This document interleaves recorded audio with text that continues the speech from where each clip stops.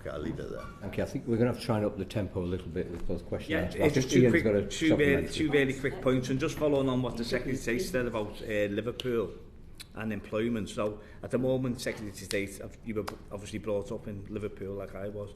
1 in 3 in the city at the moment are in food poverty. 60% of the people who access the food pantries that we run in Liverpool with transport and food banks are in work, including postal workers, nurses, fire staff. So does just dent your confidence when you're telling us that work pays? I think work does pay. And by the way, Mr. Byrne, I commend you for the activity you've done. I know you've particularly worked with the supporters of the 2 football clubs, and the very generous nature of Liverpudlians shines through in that regard. And I still look back on my home city with great fondness. But I am conscious that there's a variety of things that are making this particularly challenging for households. A combination of mixture of things where people are working full time, they should be out of that bracket, but I'm conscious there's a number of different things coalescing. That's why the government has responded in terms of the level of support it's giving to people with this cost of living. Nobody in our communities decided that we were going to be as strong against Putin as we are being. The impact of COVID is really still, the aftershock is extraordinary, and I think it will actually last for some time in a variety of ways, supply chains as well as other elements. LVs of austerity as well, nailing down wages. In terms of public spending has continued to rise and even will do so in the next few years, but I'm very conscious that most of the rise has been on the National Health Service.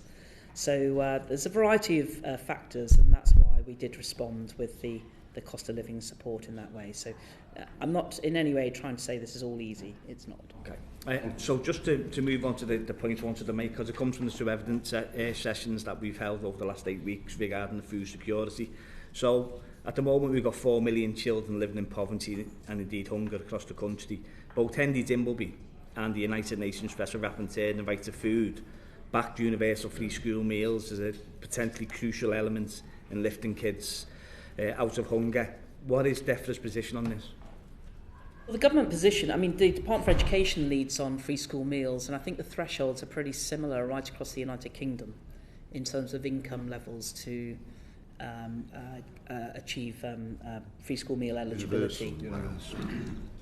And you'll be aware of the fact that universal credit, because it's an in-work and out-of-work benefit, you can actually have a considerably high level of income while still receiving support, depending where you are in the country, depending on your family composition and similar.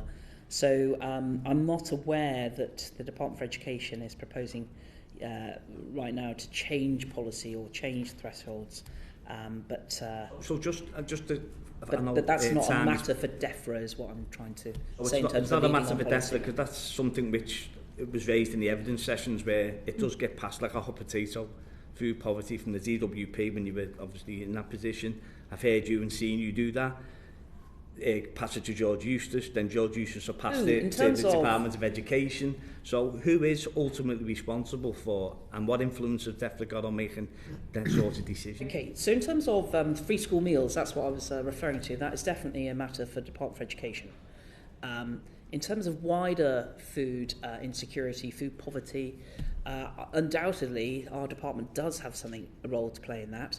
And that's some of the work that we do with the retailers, with the processors and similar to try and get affordable food. We're not into direct market interventions. We're not going to tell exactly, but we do have this competitive environment.